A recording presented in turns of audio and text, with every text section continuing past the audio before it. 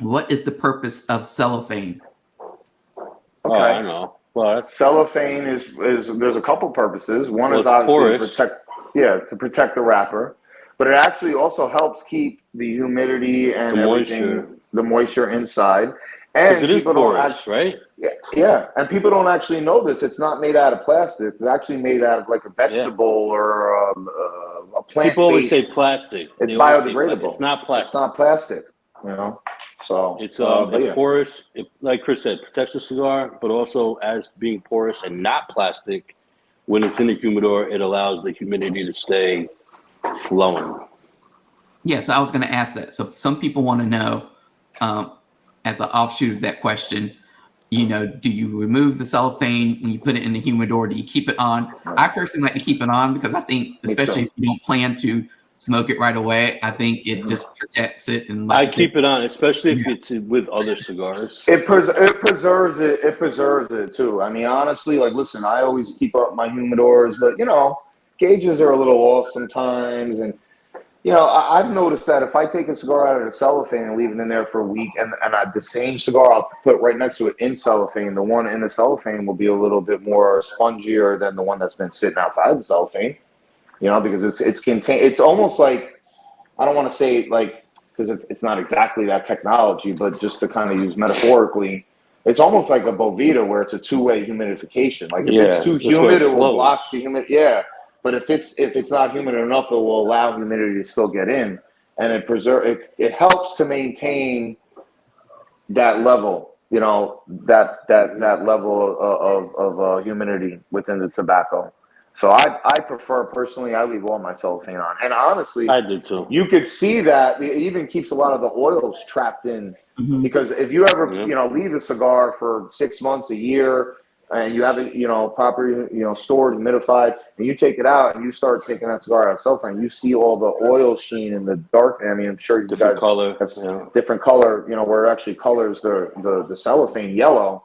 Like, that's all the oils, man, that have just been captured in there, that encapsulated in that little thing. So in my opinion, cellophane is a good thing. I mean that's just my opinion. Now, but then you could say, all right, look at Padron.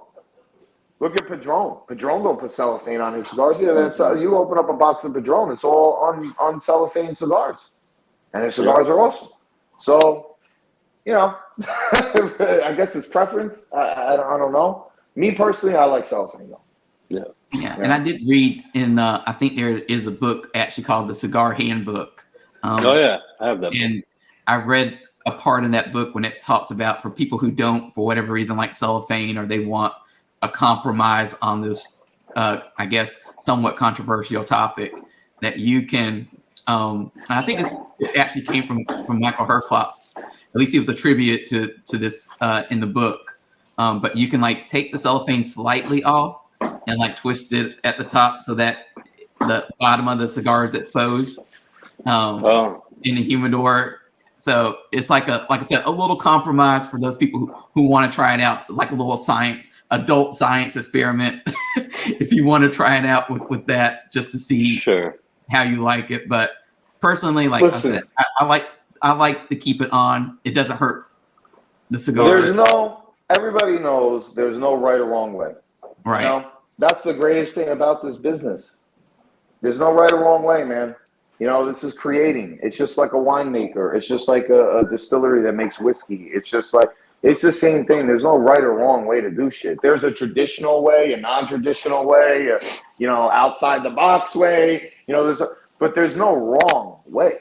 It depends on what you're creating. You don't tell an artist that's putting paint on a wall you're doing it wrong. That's his art. He's doing it. It's the same thing. Like, and I'm not equating us to these great artists, but this is an art in its own form. My grandfather made wine. Since I was a kid. That was an art form in its own way. He made his own kind of wine, his own way. Right. Proof that that he liked. You know what I'm saying? Like, so there's no wrong way to do it. There's your way, the traditional way, the outside the box way. It's just on which path you want to take. But I don't ever tell anybody just like you heard in the interview, like you want to do limited editions all day and just do LCA drops, and that's what you want your brand to be, and it's working for you, do it. That's not what I want to do. But if you're doing it and it works for you, God bless. Have at it. You know, I'm not saying you're right or wrong. You know, so it's just what works for you, man. And just, I think the biggest advice, me, and who am I? I'm a nobody. I've been in this business for 5 fucking years, you know. But stay true to yourself. That's the best. If you stay true to yourself and you do what you want to do and don't listen to all, I mean, you take advice from people that have been in the business, you know. Michael Harkla, you just brought him up. We love Mike. You know, Mike's been a big supporter of us since day one. You know, he's a personal friend. So I take if Mike's going to give me some advice, I'm not going to do what he tells me to do because this is our brand. But I'm going to take into consideration heavily what he's saying because that would be stupid not to. This is a man that's been in the business for, you know, Jeff has same thing, friends in the business that have been doing it a long time. You're going to take advice from those people because those people are only trying to give you advice to help you succeed.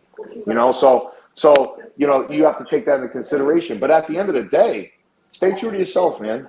Do you, you know, it works. It works. Go 150 miles an hour in your direction, and if you're genuine, true, and you're putting a really good product out there, and you're really trying your best, you know, I think people in this industry recognize that and will support you. You know, that's really, you know, that's the best. I mean, that's the way we're doing it. So, awesome. And so far it's working for us. So. Thank you for tackling that question. Like I said, there's always 10,000 answers to even like the simplest questions. So want to thank you for answering that question. For those of you who are watching, if you have a question, you can leave that in the comment section and you might see it answered on a future show. And if you want to see, which I think you should, this interview, extended interview with Jeff and Chris, then you can, I'll put a link to it here in the video or in the comment section, and you can watch the full interview with them, or you can go to deepcutslive.com and see the full interview there.